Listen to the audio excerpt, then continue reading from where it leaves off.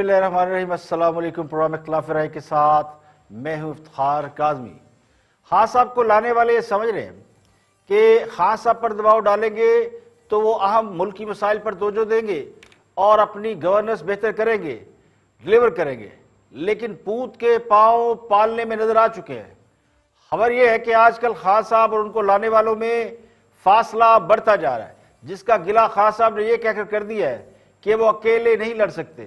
تو سوال یہ کہ خان صاحب اکیلے تو ہے نہیں، اتحادیوں کی ایک فوج ان کے ساتھ ہے، اور پچھلے 2-2.5 سال سے وہ خود کو طاقتور حلقوں کی امان میں سمجھتے رہے ہیں، لیکن اب صورتحال بہت حد تک بدل چکی ہے، اور کہنے والے کہتے ہیں کہ بات براہ راست رابطوں کی بجائے اب انڈائریکٹ ہو رہی ہے، انڈائریکٹ پیغام رسانی ہو رہی ہے، جس کے ذریعے خان صاحب کو سمجھایا جا رہا ہے کہ حکومت کی ناکامی اسٹیبلشمنٹ کے گلے پڑ رہی ہے، جواب دینا مشکل ہو رہا ہے، اس لیے ادھر ادھر کی ہانکنے کی بجائے اور اپوزیشن کا پیچھا کرنے یا آڑ لینے کی بجائے کام کریں۔ تو کہنے والے یہ کہتے ہیں کہ بعض حلقے اب یہ تاثر بھی قبول کرتے جا رہے ہیں کہ ملکی معیشت کی تباہی اور خارجہ محاذ پر ناکامیوں کے پیچھے صرف نااہلی اور قابلیت کا فقدان نہیں، بلکہ اس کے پیچھے کچھ اور بھی ہے۔ 2.5-3 سال حکومت کی ناکامیوں سے بھرے پڑے۔ خان صاحب نے حکومت کو اس پوزیشن پر لا کھڑا کیا ہے کہ اب اپوزیشن بھی کوئی ذمہ داری لینے میں انٹرسٹڈ نظر نہیں آتی، تو اپوزیشن اتحاد پی ڈی ایم نے حکومت گرانے کی بجائے آپس میں لڑائی شروع کر دی ہے، جو بظاہر حکومت کے لیے ایک بہت بڑا ریلیف سمجھا جا رہا ہے، لیکن بہت سے لوگ اب بھی یہ سمجھتے ہیں کہ اپوزیشن سے زیادہ اسٹیبلشمنٹ حکومت کو ٹف ٹائم دینے پر آمادہ ہے، جو پنجاب میں حکومت تبدیل کر کے خان صاحب کو بڑا جھٹکا دینا چاہتی ہے، لیکن سیاستدان بڑے سیانے ہوتے ہیں۔ تو پی ڈی ایم اس وقت نئی لڑائی چھیڑ کر بیٹھ گئی ہے، جس سے حالات اس قسم کے ہو گئے ہیں کہ اپوزیشن کمزور نظر آ رہی ہے۔ اب خان صاحب کو یہ کہا گیا تھا کہ اپوزیشن سے بنا کر رکھے، اپوزیشن کے ساتھ خان صاحب نے اپوزیشن مذاکرات کی پیشکش بھی کی، لیکن اب اپوزیشن وہ اپوزیشن رہی نہیں، اپوزیشن بھی دھڑوں میں تقسیم ہو گئی ہے۔ تو خان صاحب کے لیے مشکل یہ پیدا ہو گئی ہے کہ اب وہ کون سی اپوزیشن کے ساتھ مذاکرات کریں گے اور کون سی اپوزیشن کو لوپ میں لے کر چلیں گے۔ کیا وہ اپوزیشن پیپل پارٹی اور اے این پی کی ہوگی، یا وہ اپوزیشن مسلم لیگ نون اور باقی اتحادی جماعتوں کی ہوگی۔ تو آج اے این پی نے بھی پی ڈی ایم سے باضابطہ راہ جدا کرنے کا اعلان کر دیا ہے۔ تو اپوزیشن نے پنجاب میں حکومت کی تبدیلی کا لالی پاپ دینے کی بجائے لگتا یوں ہے کہ نیا کھیل شروع کر دیا ہے۔ پی ڈی ایم نے پیپل پارٹی اور اے این پی کو شو کاز نوٹس جاری کیے تھے، جس پر پیپل پارٹی نے تو سخت ری ایکشن دینے کا اعلان کیا ہے، جبکہ اے این پی نے باقاعدہ آج پریس کانفرنس کر کے خود کو حکومت سے خود کو پی ڈی ایم سے علیحدہ کر لیا ہے۔ تو پی ڈی ایم نے اے این پی اور پیپل پارٹی دونوں کو شو کاز نوٹس جاری کیے، جس پر پیپل پارٹی بھی سیکھ پا نظر آتی ہے، اور آج تو اے این پی نے باقاعدہ اس سے علیحدگی کا اعلان کر دیا ہے۔ تو حالانکہ شاہد خان عباسی نے کہا بھی کہ انہوں نے شو کاز نوٹس نہیں جاری کیے، بلکہ وضاحت مانگی ہے، اور یہ وضاحت مولانا فضل الرحمان کی طرف سے مانگی گئی ہے جو پی ڈی ایم کے سربراہ ہیں۔ لیکن سینٹ میں اپوزیشن نے، یعنی اپوزیشن کے دونوں دھڑوں نے مل کر جو قرارداد منظور کرائی وہ بڑی معنی خیز تھی۔ سوال یہ کہ اگر اپوزیشن سینٹ میں قرارداد کے موقع پر ایک ہو سکتی ہے تو پھر اپوزیشن پنجاب میں تبدیلی پر متفق کیوں نہیں ہے؟ عثمان بزدار کو تبدیل کرنے کے لیے، عدم اعتماد لانے کے لیے ایک کیوں نہیں ہو رہی؟ تو اس کی وجہ یہ نہیں کہ نواز شریف پنجاب میں نون لیگ کی حکومت نہیں بنانا چاہتے، بلکہ اپوزیشن کو یہ علم ہو چکا ہے کہ بزدار کی تبدیلی کے پیچھے کس کی خواہش ہے، کون یہ چاہتا ہے کہ خان صاحب پنجاب کے اندر جو عثمان بزدار ہے ان کو بدلیں تاکہ پنجاب سب سے بڑا صوبہ ہے اور پنجاب ڈیلیورس کی طرف جائے۔ لیکن یہ خواہش جو ہے وہ اپوزیشن نے آپس کی لڑائی کی نظر کر دی ہے۔ تو اسٹیبلشمنٹ لگتا یوں ہے کہ کل تک اسٹیبلشمنٹ سیاسی جماعتوں کے ساتھ کھیل رہی تھی، تو اس وقت سیاسی جماعتیں بدلہ لے رہی ہیں۔ خان صاحب پر کارکردگی دکھانے کا دباؤ بڑھا ہے، تو انہوں نے فوراً اعلان کیا کہ جی وہ وزارتوں میں تبدیلی کریں گے، جس پر انہیں ایک اور پیغام دے دیا گیا ہے کہ وزارتیں تبدیل کرنے سے کارکردگی کیسے بہتر ہوگی؟ تو پہلے جن کو وزارتیں دی گئی ہے ان سے حساب کتاب لیا جائے کہ انہوں نے کیا کیا۔ تو وزارتوں کی تبدیلی کے پیچھے بھی ایک دلچسپ کہانی ہے۔ خان صاحب کی حکمت عملی یہ ہے کہ وزیر نیا لگاؤ، تو ہر وزیر جو نیا لگتا ہے اسے کارکردگی دکھانے کے لیے 6 سے 8 مہینے چاہیے ہوتے ہیں۔ تو 6 سے 8 منٹ تک کم از کم خاموشی رہتی ہے کہ یہ بھی کام کر رہے ہیں، تو ایکسکیوز سے کام چل جاتا ہے۔ اب بھی وہ وزارتیں تبدیل کرنا چاہتے تھے اور تاکہ 4-6 مہینے کی مہلت مل جائے، لیکن انہیں فی الحال اس کام سے بھی جو ہے وہ انڈائریکٹلی منع کر دیا گیا ہے۔ تو بظاہر اس وقت سیاست کے اندر زبردست میوزیکل چیئر کا کھیل جاری ہے۔ پیپل پارٹی نے پی ڈی ایم سے بغاوت کے فوائد بھی حاصل کرنا شروع کر دیے۔ اس کا ثبوت یہ ہے کہ سندھ بینک میں منی لانڈرنگ کیس میں فریال طالبوں کے خلاف کوئی ثبوت نہ ملنے کا اب اعتراف کر لیا گیا ہے، تو عدی کے خلاف ثبوت نہیں ملا۔ تو خان صاحب پر جو سب سے زیادہ دباؤ ڈالا گیا وہ 2 چیزوں کا ڈالا گیا ہے، ایک تو یہ کہ مہنگائی میں کمی کرے، اور دوسرا یہ کہ وہ اپوزیشن کو ساتھ لے کر چلے۔ لیکن اپوزیشن اس طرح تقسیم ہوئی ہے کہ اب یہ سمجھ نہیں آ رہی کہ خان صاحب کس اپوزیشن کو مذاکرات کی پیشکش کر رہے ہیں۔ شیر رشید بھی کہہ رہے ہیں کہ اپوزیشن مذاکرات کرے، اور سینٹ کے اندر بھی یہ بات ہو رہی ہے کہ اپوزیشن مذاکرات کرے، لیکن اپوزیشن نے خود کو تقسیم کر کے خان صاحب کو ایک نئے امتحان میں ڈال دیا ہے۔ تو اپوزیشن تو ہے نہیں، ہے تو 2 حصوں میں ہے، تو یہاں بھی ایک بڑا پرابلم ہے۔ دوسرا، مہنگائی میں کمی کے حوالے سے کہا گیا تھا کہ حکومت ایسے اقدامات کرے جس سے مہنگائی کم ہو، تو کل خان صاحب نے یہ کہا جی کہ ہم ایسے کام کریں گے مہنگائی کم ہوگی، لیکن خان صاحب کی ترجیحات میں مہنگائی اب بھی مجھے لگتا ہے کہ شامل نہیں ہے۔ آج خان صاحب نے جو پہلا کام کیا وہ یہ کہ انتخابی اصلاحات پر جنگی بنیادوں میں کام شروع کرنے کا حکم دے دیا ہے، یعنی الیکشن ریفارم کی جائے۔ تو سوال یہ کہ پریورٹی کیا ہے؟ کیا پریورٹی مہنگائی میں کمی ہے یا انتخابی اصلاحات ہے؟ اب وہ الیکشن سے پہلے انتخابی اصلاحات کر کے شاید کوئی کریڈٹ لینا چاہتے ہیں، یا میرے نزدیک وہ یہ بھی سمجھتے ہیں کہ مہنگائی تو نواز شریف نے بھی کم کی تھی۔ اب نواز شریف جب آئے تھے تو بڑی مہنگائی تھی، تو ان کے دور میں مہنگائی 46 سال کی کم ترین سطح پر چلی گئی، تو اس کا انہیں کریڈٹ نہیں ملا۔ نواز شریف کو مہنگائی کم کرنے کا کوئی کریڈٹ نہیں ملا، وہ فارغ کر دیے گئے۔ تو اگر مہنگائی میں کمی کرنے سے حکومت بچ سکتی تو نواز شریف کیوں نکالے جاتے؟ شاید یہی خان صاحب کے ذہن میں چل رہا ہے کہ مہنگائی میں کمی سے ان کی حکومت نہیں بچے گی، تو انہوں نے مہنگائی کو تو اپنی ترجیحات میں رکھا نہیں۔ اب خان صاحب کی ترجیحات میں جو پچھلے 2-2.5 سال میں نظر آتا ہے، وہ نظر آتا ہے جس کا وہ اکثر ذکر کرتے ہیں کہ وہ ایک پیج پر ہے۔ وہ صرف طاقتور حلقوں کو راضی رکھنا چاہتے ہیں جو اس وقت راضی نہیں ہے۔ اب پتہ نہیں ناراض ہے یا نہیں ہے، لیکن راضی بالکل نہیں ہے۔ تو خان صاحب کو سمجھ نہیں آ رہا کہ اس وقت وہ ایسا کون سا چھکا مارے کہ بلے بلے ہو جائے۔ اب انہوں نے پچھلے دنوں بھارت سے تجارت بحال کرنے کا ایک داؤ کھیلا تھا، ان کے ذہن میں کہیں آیا کہ یہ کام اگر کر لیں تو ہو سکتا ہے ہمارا کچھ کام نکل آئے، لیکن وہ ناکام ہو گیا۔ تو یہ ناکامی کیوں ہوئی، انہیں کیوں اس کی اجازت نہیں ملی، یا انہوں نے کیوں یہ فیصلہ واپس لیا، اس کے پیچھے بھی ایک طویل داستان ہے۔ اب خان صاحب نے ٹیلی فون کال کے ذریعے پبلک کی کالز لے کر دل کی بھڑاس نکالنے کا جو راستہ نکالا ہے، اس سے مجھے لگتا ہے کہ وہ ڈائریکٹ نہ صحیح انڈائریکٹ پیغام رسانی کر رہے ہیں۔ تو کہنے والا یہ کہتا ہے کہ دل دیتا ہے رو رو دہائی، تو اکیلے ہونے کا پیغام انہی کے لیے تھا جنہوں نے وعدہ کیا تھا کہ وہ اکیلے نہیں چھوڑیں گے، لیکن خود خان صاحب نے اتنی لمبی لمبی چھوڑی کہ اب وہ بیچارے بھی خان صاحب کو چھوڑنے پر مجبور ہو گئے، تو ڈسٹنس ہو گیا ہے۔ اپوزیشن صورتحال کو انجوائے کر رہی ہے نہیں کر رہی، لیکن وہ آپس میں اس طرح لڑ رہی ہے کہ جیسے حکومت بس گرنے ہی والی تھی لیکن اپوزیشن میں پھوٹ پڑ گئی۔ تو اس سے سمجھ آئے کہ کون کس سے کھیل رہا ہے، اور جو نہ 3 میں تھے نہ 13 میں، وہ تھی اے این پی۔ آج اس نے پی ڈی ایم سے اپنی راہیں جدا کرنے کا باقاعدہ اعلان کر دیا ہے، یعنی اے این پی اپوزیشن اتحاد پی ڈی ایم کا حصہ تھی، تو سینٹ الیکشن میں اے این پی پیپل پارٹی کے ساتھ گئی۔ تو امیر حیدر ہوتی نے پریس کانفرنس کرتے ہوئے کہا کہ پی ڈی ایم کی جانب سے انہیں شو کاز نوٹس دے کر پی ڈی ایم کے خاتمے کی راہ ہموار کی گئی ہے، اور شو کاز نوٹس کا جاری کرنا انہیں چارج شیٹ کرنا ہے۔ تو اے این پی نے الزام عائد کیا ہے کہ ہم ذاتی جھگڑوں اور سیاسی معاملات میں پی ڈی ایم کا ساتھ نہیں دے سکتے۔ اب یہ بڑا اہم سوال ہے کہ ذاتی سیاسی ایجنڈا کیا ہے اور کون یہ حاصل کر رہا ہے۔ بظاہر دیکھا جائے تو اس وقت پیپل پارٹی سب سے بڑی بینیفیشری نظر آتی ہے۔ میں یہ نہیں کہہ رہا کہ پیپل پارٹی غلط کر رہی ہے، لیکن موجودہ سیاسی صورتحال سے جو سب سے زیادہ فائدہ اٹھا رہا ہے وہ پیپل پارٹی ہے۔ اے این پی نے تو کوئی فائدہ بھی نہیں اٹھایا، اور وہ ناراض اس قدر ہوئے کہ جیسے سارے الزامات اے این پی پر لگے ہیں۔ تو اپوزیشن میں اختلاف کی وجہ سینٹ میں اپوزیشن لیڈر کے انتخاب سے شروع ہوئی۔ بظاہر پی ڈی ایم کا اعتراض یہ تھا کہ پیپل پارٹی اور اے این پی نے سینٹ میں اپوزیشن لیڈر کے انتخاب کے لیے وعدہ خلافی کی ہے۔ تو پی ڈی ایم نے اپوزیشن لیڈر کے لیے مسلم لیگ نون کو سیٹ دینے پر اتفاق کیا تھا، لیکن پیپل پارٹی نے سینٹ میں اپوزیشن لیڈر کے لیے اے این پی کو ساتھ ملایا.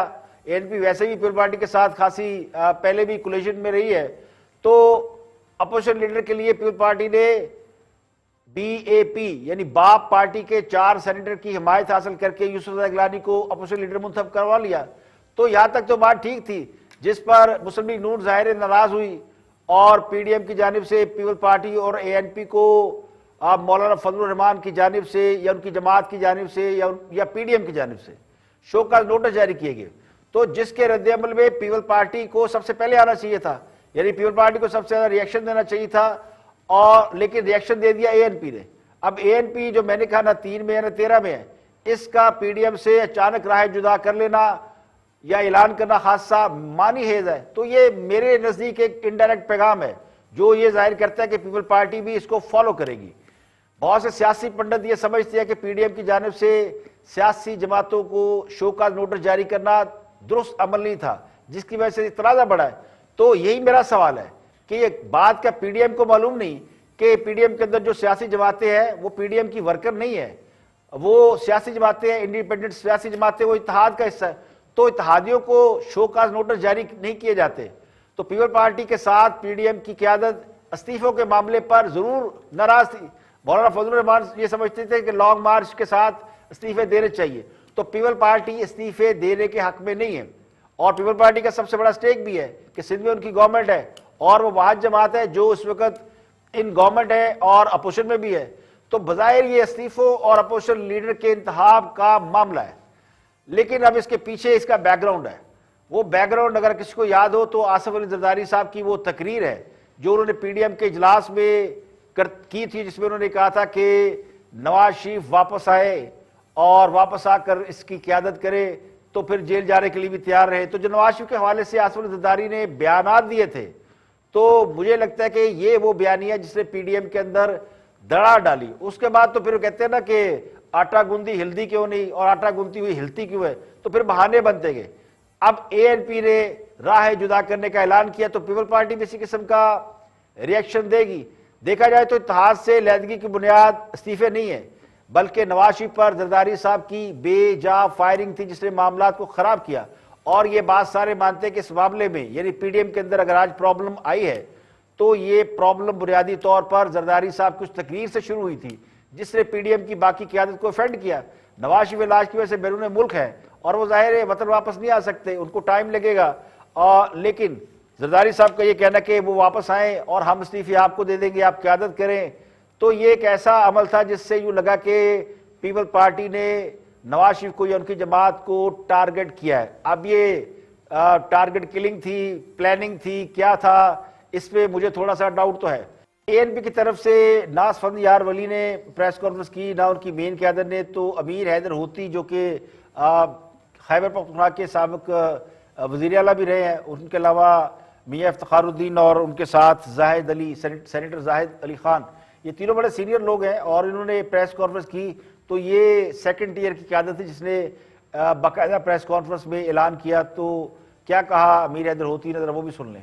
اس کا مطلب بڑا واضح ہے کہ سیاسی طور پر وہ اے این پی کے ساکھ کو نقصان پہنچانا چاہتے ہیں. اس سے بڑا واضح ہے کہ پی ڈی ایم میں 2 یا 3 جماعتیں مل کر پی ڈی ایم کے فیصلے کرنا چاہتی ہیں. اس میں یہ واضح ہے کہ وہ جماعتیں اے این پی کو اور پیپلز پارٹی کو رکاوٹ سمجھتی ہے. اس میں یہ ہم سمجھتے ہیں کہ ہمیں دیوار سے لگانے کی کوشش کی گئی ہے, بلکہ ہمیں دیوار سے لگا دیا گیا ہے. سربراہ کا کردار یہ ہوتا ہے کہ وہ سب کو موقع دے اور اتحادی جماعتوں کے درمیان جو بھی اختلاف رائے ہیں ان کو دور کرنے کی کوشش کی جائے. تو اب اے این پی براہ راست مولانا کو تنقید کا نشانہ بنا رہی ہے اور پی ایم ایل این کو بھی تنقید کا نشانہ بنا رہی ہے, لیکن پی ایم ایل اس میں سرنڈر کر چکی. وہ کہتی جناب نوٹس ہم نے نہیں بھیجا, اور یہ نوٹس نہیں تھا, یہ ویسے بھی وضاحت تھی. تو بظاہر یہ معاملہ یہ لگتا ہے, اور اے این پی نے جو اس پہ کوشچن مارک اٹھایا ہے, یہ کہا جی ہماری ساکھ کو نقصان پہنچانے کی کوشش کی گئی ہے.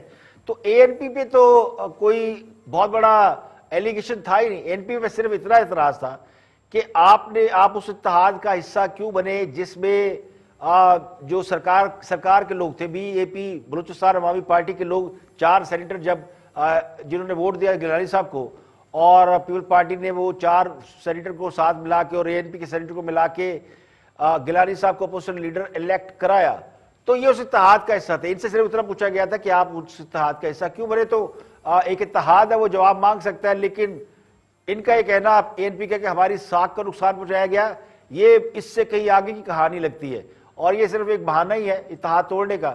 تو سینٹ الیکشن کے انتخابات کے حوالے سے جو شو کاز نوٹس بھیجا گیا، اس کو ANP نے جو ہے وہ PDM کی جو غلطی قرار دیا ہے یا اسے اپنے اوپر اٹیک قرار دیا ہے۔ تو میں بھی یہ سمجھتا ہوں کہ PDM کو شو کاز نوٹس نہیں بھیجنا چاہیے تھا، وضاحت مانگنا ٹھیک ہے، اسے شاہد عباسی نے کور کرنے کی کوشش کی اور یہ کہا کہ شو کاز نوٹس جاری نہیں کیا گیا بلکہ وضاحت مانگی گئی ہے، لیکن ان کا یہ موقف تسلیم نہیں کیا گیا۔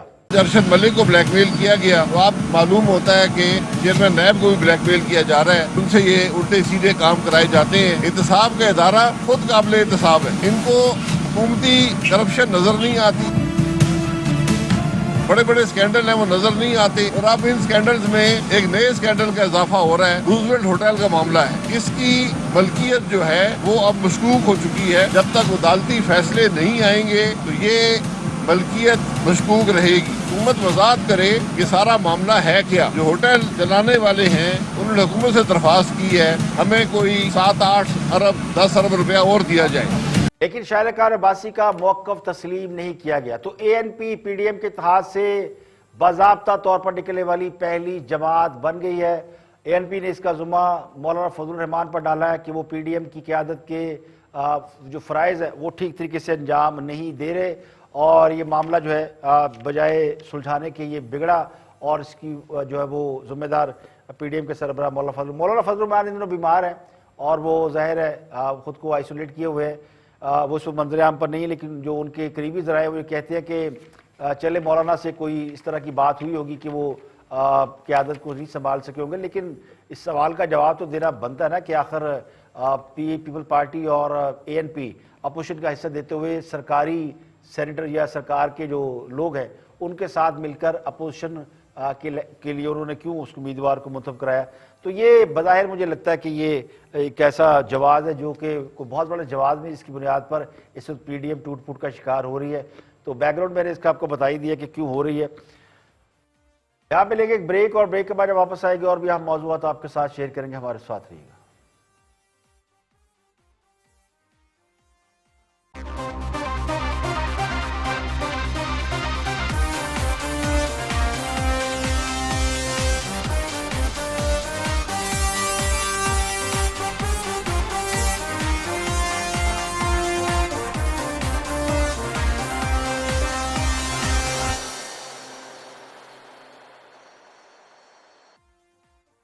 ویلکم بیک، آپ دیکھ رہے ہیں پروگرام اختلاف رائے، میں افتخار کاظمی۔ بریک کے بعد حاضر خدمت ہے، آگے بڑھتے ہیں۔ وزیر خارجہ شاہ محمود قریشی گفتگو کر رہے ہیں شاہ زیب خان زادہ کے ساتھ، بڑا اہم موضوع ہے، واچ کیئرفل۔ اگر 2007 تک انہی دو جماعتوں کے ساتھ مل کر وزیراعظم کیمپین کر رہے تھے مشرف کے خلاف، کہ مشرف نے ملک کی معیشت تباہ کر دی، معاشرت تباہ کر دی، دہشت گردی میں جھونک دیا، فوج کو کرائے کی فوج بنا دیا، اس وقت وہ ڈیکیڈ آف ڈارکنس تھا، اب یہ ڈیکیڈ آف ڈارکنس ہے۔ وزیراعظم کے اپنی سیاست اور فائدے کے حساب سے ڈیکیڈ آف ڈارکنس بدلتے رہتے ہیں۔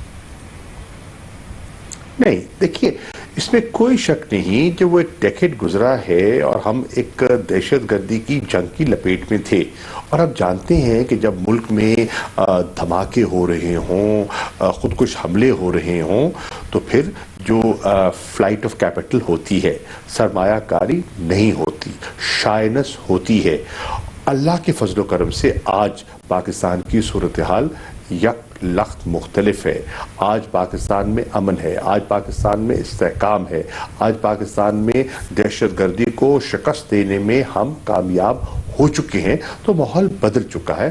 تو شاہ صاحب انہی 10 سالوں کی وجہ سے بدلا ہے نا، انہوں نے دہشت گردی کے خلاف آپریشن کو پولیٹیکل اونرشپ دی، کراچی کا آپریشن لانچ ہوا، ملک میں امن آیا، بجلی 14 گھنٹے کی لوڈ شیڈنگ ہوتی تھی جب جنرل مشرف گئے، اس کے بعد بجلی کے کارخانے لگے، LNG کے پلانٹس لگے، تو ڈیکیڈ آف ڈارکنس کیسے ہوا وہ؟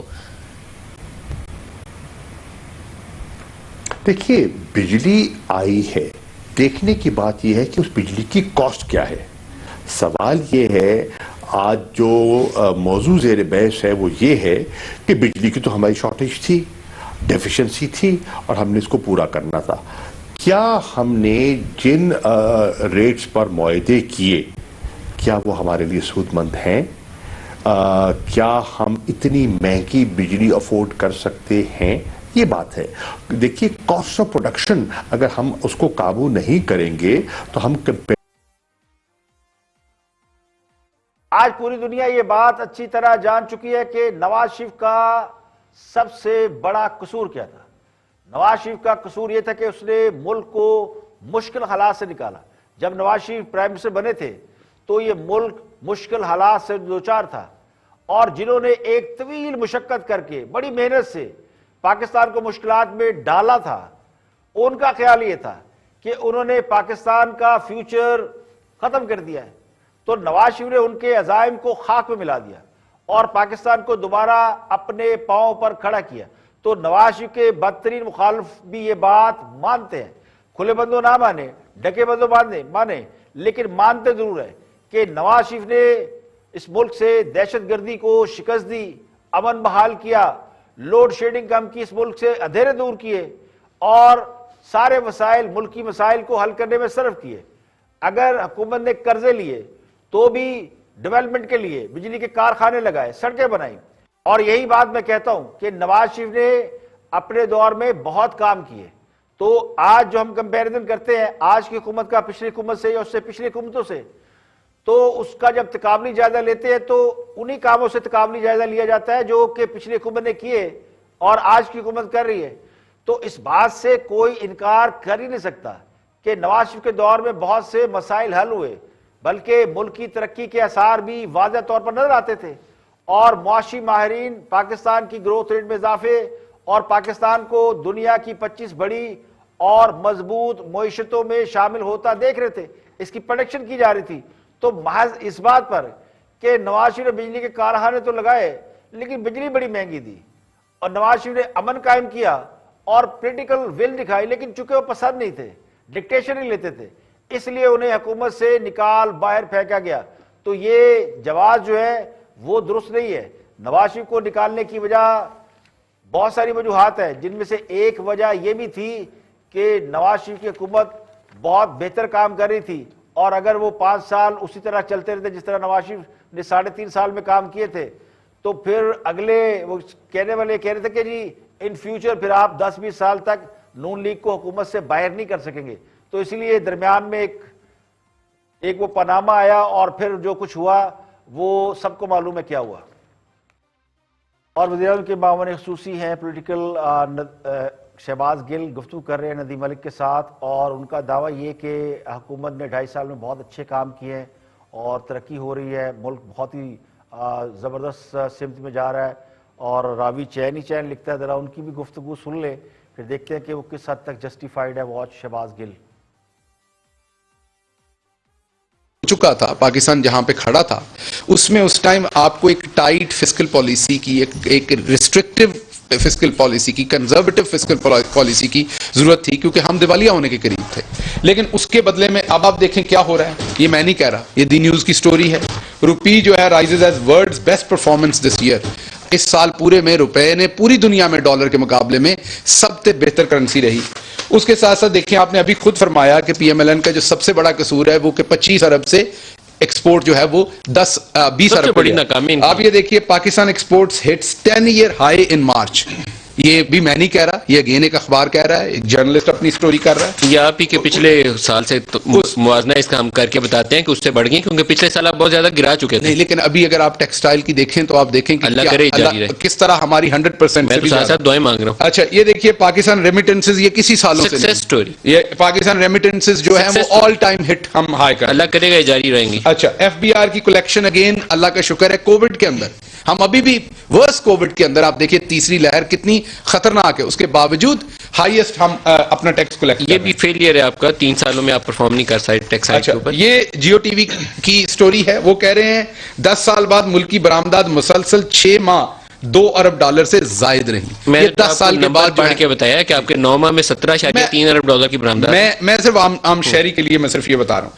یہ پھر ٹریبیون بزنس کی سٹوری ہے کہ سیمنٹ میں 44.39% جو ہے وہ مارچ میں اس میں ایکسپورٹ بھی ہو رہا ہے, لوکلی بھی کنزیوم ہو رہا ہے. سیمنٹ کی پروڈکشن بڑھ رہی ہے کیونکہ پرائم منسٹر کا کنسٹرکشن پیکیج ہیلپ کر رہا ہے. اب میں 3-4 چیزیں آپ کے سامنے اور رکھ دیتا ہوں جس سے آپ کو اندازہ ہو جائے گا. 2 ڈیم بنے جو آج سے آپ کو پتا ہے. کون سے ڈیم بنے؟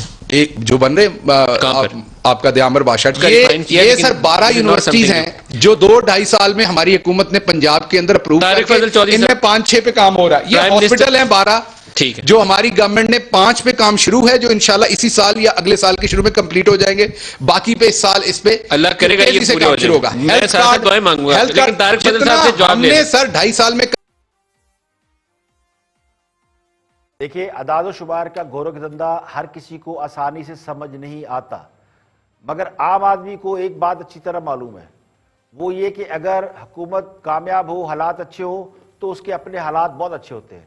روپے پیسے کی ریل پل ہو یعنی روپیہ گردش میں ہو تو اس کے اثرات عام آدمی تک پہنچتے ہیں، اور روپیہ گردش میں تبھی رہتا ہے جب معیشت کا پہیہ تیزی سے گھومتا ہے. اس وقت حکومت جتنے چاہے دعوے کر لے لیکن مہنگائی کی شرح 13 سے 17% تک جا چکی ہے اور عوام اس کے نتائج بھگت رہے ہیں. اور عام آدمی کی نہ پچھلے 2-2.5-3 سال سے تنخواہ بڑھی ہے، نہ روزگار کے مواقع بڑھے ہیں، نہ بجلی اور گیس سستی ہوئی ہے. تو اس کے لیے جو سب کچھ مہنگا ہی ہوا، اس کے لیے سارے دعوے فضول ہیں. اب دنیا میں بہت قسم کے لوگ ہوتے ہیں، ایک خاص قسم ایسے لوگوں کی بھی ہوتی ہے جو پہلے مسائل پیدا کرتے ہیں پھر ان کو حل کرنے چل پڑتے ہیں اور اس کا کریڈٹ لینے کی کوشش کرتے ہیں. تو حکومت آج جس طرح معاشی اشاریے بہتر ہونے کے دعوے کر رہی ہے، ان کو یہ بھی بتانا چاہیے کہ یہ معاشی اشاریے خراب کس کی وجہ سے ہوئے. جب خان صاحب کی حکومت آئی پہلے 2 سال میں پہلا دوسرا سال اس میں سارے انڈیکیٹر گر گئے. اب پچھلے کوئی 4-6 مہینے سے جب سے کووڈ آف ہوا تو معاشی انڈیکیٹر تھوڑے سے بہتر ہوئے. تو پچھلے 2.5 سال میں وہ تمام معاشی انڈیکیٹر جو نیگیٹو ہو گئے تھے آج ان میں ذرا سی بہتری آ گئی ہے تو ان کا کریڈٹ لینے کی کوشش کی جا رہی ہے. اب ایک دعویٰ یہ کیا جا رہا ہے سیمنٹ بڑا بک رہا ہے، تو اس کی سادہ سی وجہ ہے. دیکھیں پہلے دن ہم نے خان صاحب سے کہا تھا کہ خان صاحب کنسٹرکشن انڈسٹری بہت بڑی ہے، اس کو فیسیلیٹیٹ کریں اور یہ آپ کو بہت زیادہ ہیلپ فل ہوگی. لیکن جب خان صاحب حکومت میں آئے تو جتنی کنسٹرکشن ہو رہی تھی وہ بند ہو گئی، جتنی ہاؤسنگ سوسائٹیاں تھیں انہوں نے کام روک دیا، اور ہاؤسنگ سوسائٹیاں اور کنسٹرکشن میں لوگوں نے بڑی انویسٹمنٹ کر رکھی ہے تو انویسٹمنٹ بلاک ہو گئی. تو یہ وجہ تھی. تو پچھلے 2-2.5 سال میں جو خراب معاشی صورتحال تھی اور کووڈ تھا تو لوگوں نے پیسہ بچا لیا، کنسٹرکشن میں کمی کر دی. آج 2-2.5 سال بعد ظاہر ہے پھر لوگوں کب تک حالات بہتر ہونے کا لوگ انتظار کرتے، تو آج لوگوں نے دوبارہ کنسٹرکشن شروع کر دی ہے. کچھ گورنمنٹ نے بھی انسینٹو دیے کہ جناب ریسٹور ہو گئی ہے تو آپ کریں کام اس کے اوپر. تو وہ جو انویسٹمنٹ لوگوں نے کی ہوئی ہے اب اس کو ریکور کرنے کے لیے لوگوں نے فوری طور پر کام شروع کیا. تو اس کی وجہ سے سیمنٹ کی مانگ بڑی ہے بلکہ کنسٹرکشن کی ساری چیزیں تھوڑی سی اپ ہوئی ہے. تو اس کا مطلب یہ نہیں کہ لوگوں کے پاس پیسہ آ گیا ہے، بلکہ وہ جو لوگوں نے حکومت کے ڈر سے پیسہ چھپا لیا تھا وہ کسی نے نکال کے یعنی جمع شدہ سرمایہ اب خرچ کرنا شروع کر دیا ہے. وہ بھی ابھی کھلے ہاتھوں نہیں، صرف ان پروجیکٹ کے اوپر جو کہ انہوں نے ہولڈ کیے ہوئے تھے. تو اس کی وجہ سے اب کنسٹرکشن یا سیمنٹ کی جو ہے انڈسٹری اس کے اوپر بوم آیا. لیکن اللہ کرے کہ تمام انڈیکیٹر اگر پلس جا رہے ہیں تو اگلے 2-2.5 سال میں یہ پلس جائے. یہ نہ ہو کہ 6 مہینے بعد پھر آپ کہیں جی کووڈ کی دوسری لہر آئی تھی تو ہم پھر نوز ڈاؤن ہو گئے تھے. یہاں پہ لیکن ایک بریک، اور بریک کے بعد واپس آئیں گے اور بھی ہم موضوعات آپ کے ساتھ شیئر کریں گے. ہمارے ساتھ رہیے گا.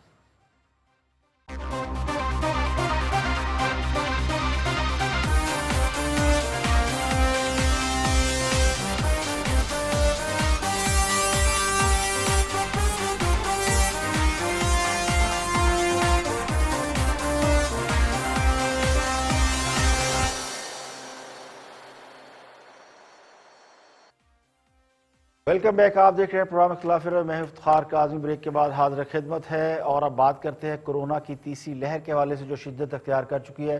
اور پاکستان میں پچھلے 24 گھنٹوں میں 103 افراد کورونا کے باعث جاں بحق ہوئے جو ایک روز میں مرنے والوں کی سب سے زیادہ تعداد ہے، جبکہ 3953 مثبت کیسز سامنے آئے ہیں اور یہ شرح پاکستان کے کئی شہروں میں خاصی بلند ہے. این سی او سی نے ملک بھر میں کورونا سے متاثرہ اضلاع میں 1 سے 8ویں جماعت تک کے لیے 28 اپریل تک سکولوں کو بند رکھنے کا فیصلہ کیا.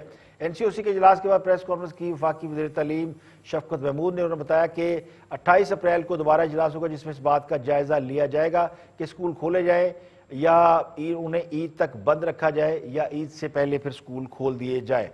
شفقت محمود کا کہہ رہا تھا کہ 9 سے 12ویں جماعت تک کے امتحانات مئی کے تیسرے ہفتے میں لیے جائیں گے، یعنی یہ امتحانات 24 مئی سے پہلے نہیں ہوں گے اور امتحانات جو ہیں سخت ایس او پیز کے ساتھ لیے جائیں گے. اے لیول اور او لیول کے امتحانات اپنے وقت پر شیڈول کے مطابق ہوں گے، جبکہ پنجاب کے 13 اضلاع میں پہلی سے 8ویں تک کی جو کلاسیں ہیں انہیں عید الفطر تک بند کرنے کا اعلان کر دیا گیا ہے۔ پنجاب میں جو کورونا سے سب سے زیادہ متاثرہ صوبے ہیں، یعنی 13 اضلاع ہیں، صوبے نہیں، پنجاب کے جو سب سے زیادہ متاثرہ اضلاع ہیں وہ 13 ہیں، جن میں لاہور سر فہرست ہے، جہاں پہ اس وقت ریشو تقریباً 20% بتائی جاتی ہے کورونا کے مریضوں کی، اور دوسرے نمبر پر ملتان ہے، پھر راولپنڈی، گجرات، گوجرانوالہ، ملتان کے علاوہ بہاولپور، سیالکوٹ، سرگودا، فیصل آباد، ٹوبہ، ٹیک سنگھ، رحیم یار خان، ڈی جی خان اور شیخو پورہ، یہ وہ تمام علاقے ہیں، یعنی صوبہ پنجاب کے 13 اضلاع ہیں جہاں پہ اس وقت کورونا ہائی ریشو میں ہے، یعنی کورونا کی بہت زیادہ شدت ہے، اور یہاں پر پہلی سے 8ویں تک سکول جو ہے وہ عید الفطر تک بند کیے گئے ہیں۔ 19 اپریل سے 9ویں تا 12ویں کی کلاسیں پیر اور جمعرات کو ہوں گی ان 13 اضلاع میں، اور جبکہ پنجاب میں 9ویں تا 12ویں اور اے لیول کے امتحانات جس طرح فیڈرل گورنمنٹ نے اعلان کیا ہے کہ وہ اپنے وقت پر ہوں گے۔ تو کورونا کے حوالے سے جو اطلاعات یہ ہے کہ اس کی کافی شدت ہے اور آپ نے خیال ضرور رکھنا ہے۔ لاہور میں اس وقت جو کرنٹلی ریشو اس وقت میرے پاس آ رہی ہے وہ 15% ہے، جبکہ پورے پاکستان میں اس کا جو ریشو ہے وہ 8% بتایا جاتا ہے۔ تو کورونا کی تیسری لہر پاکستان میں بہت شدید ہے، تو آپ نے اپنا اور قریبی لوگوں کا خیال رکھنا۔ مسلم لیگ نون کی رہنما مریم نواز جو ان دنوں بیمار ہے، انہوں نے نیب کی ضمانت منسوخی کی درخواست جرمانے کے ساتھ مسترد کرنے کی استدعا کر دی۔ عدالت میں مریم نواز کے وکلاء اعظم نذیر تاڑر اور امجد پرویز نے لاہور ہائی کورٹ میں جواب جمع کرایا، جس میں کہا گیا ہے کہ نیب کی جانب سے حقائق کو مسخ کر کے غلط انداز میں پیش کیا گیا ہے، تو نیب حزب اختلاف کے خلاف، یعنی اپوزیشن کے خلاف پولیٹیکل انجینئرنگ کے طور پر بطور آلہ استعمال کیا جا رہا ہے۔ مریم نواز کے وکلاء نے یہ کہا ہے کہ نیب کے الزامات اس بات کی عکاسی کرتے ہیں کہ جیسے چیئرمین نیب حکومت کے ترجمان ہو۔ تو مریم نواز کو 10 جنوری 2020 کو کالم نوٹس دیا گیا تھا، جس کے بعد سے نیب خاموش ہو گیا، یعنی 10 جنوری 2020 کو جو نوٹس بھیجا گیا تھا اس میں مریم نواز نے جواب جمع کرا دیا گیا تھا، اس کے بعد نیب جو ہے وہ خاموش رہا، لیکن اس کے بعد نیب نے نوٹس جاری کیے ہیں۔ مریم کے وکلاء نے یہ بھی موقف اختیار کیا کہ نیب نے غلط بیانی کی کہ مریم نواز نے 6 اگست 2020 کا جواب نہیں دیا۔ مریم نواز بلا امتیاز احتساب، اداروں کی آزادی اور قانون کی پیروی پر یقین رکھتی ہیں۔ تو لاہور ہائی کورٹ مریم نواز کی ضمانت منسوخی کی درخواست پر جو ہے سماعت کرے گا۔ مریم نواز کو نیب نے بھی بلا رکھا تھا، لیکن ان کی بیماری کی وجہ سے نیب نے ان کی طلبی جو ہے اس کو بھی منسوخ کر دیا۔ تو ابھی انہوں نے کرونا ٹیسٹ کرا رکھا ہے، تو ابھی ان کی کوئی اپڈیٹ میرے پاس تو نہیں ہے، لیکن جو اطلاعات ہیں وہ یہی کہ وہ ان کو گلے کا انفیکشن ہے، وہ شدید بیمار ہیں، تو ان کی صحت یابی کے لیے دعا گو ہے لوگ۔ مولانا فضل الرحمان بھی بیمار ہیں اور وہ بھی بیمار ہیں۔ اس کے علاوہ چیئرمین نیب نے آج جو ہے وہ جو اجلاس ہوا اس میں نیب کی مجموعی کارکردگی کے علاوہ نواز شریف، آصف زرداری، شوکت عزیز، راجہ پرویز اشرف اور سید یوسف گیلانی کے جو کیسز ہیں، ان کیسز کا آج پھر چیئرمین نیب کی زیر صدارت ہونے والے اجلاس میں جائزہ لیا گیا۔ تو سمجھ لیں کہ نیب اپنے پر تول رہا ہے کہ پھر سے کیسز ویسے کھولے جائیں۔ تو اجلاس میں جو ہے وہ 56 پنجاب پبلک لمیٹڈ کمپنی آٹا اور شوگر سبسڈی اسکینڈل کے مقدمات میں اب تک کی گئی تحقیقات کا بھی جائزہ لیا گیا۔ اس کے بعد کے الیکٹرک، این ٹی ایس، روز ویلٹ ہوٹل کی بندش، سندھ فیسٹیول کیس، این آئی سی وی ڈی کراچی کیسز کا جائزہ لیا گیا، لیکن ابھی فیصلہ نہیں کیا گیا کہ کس کے خلاف کیس کھولے جائیں گے اور کس کے خلاف نہیں۔ تو نیب جو ہے وہ پھر سے جو ہے وہ چوکڑی مار کے بیٹھی ہے اور وہ پر تول رہی ہے کہ اپوزیشن کے کن رہنماؤں کے خلاف کیس کھولے جائیں اور نہ کھولے جائیں۔ لیکن آج کے نیب کے اجلاس کے بعد لگتا ہوا کہ اپوزیشن میں بھی ان کو چوز کرنا پڑے گا کس کے خلاف کیس کھولنے ہیں اور کس کے خلاف نہیں کھولنے۔ تو یہ ایک ایسے پیش بندی کے طور پر اجلاس ہے جو کہ ان دنوں چونکہ نیب کرا کچھ نہیں رہا اور اپوزیشن بھی بظاہر آپس میں الجھی ہوئی ہے، تو کہیں نہ کہیں نیب نے بھی اپنی کارکردگی شو تو کرنی ہے۔ تو اجلاس میں بہرحال جائزہ لیا گیا ان مقدمات کا۔ تو آج کے لیے اتنا ہی، کل پھر حاضر ہوں گے مزید خبروں، تبصروں، تجزیوں کے ساتھ۔ پروگرام اختلاف رائے سے افتخار کاظمی کو اجازت دیں، اپنا بہت بہت خیال رکھیں۔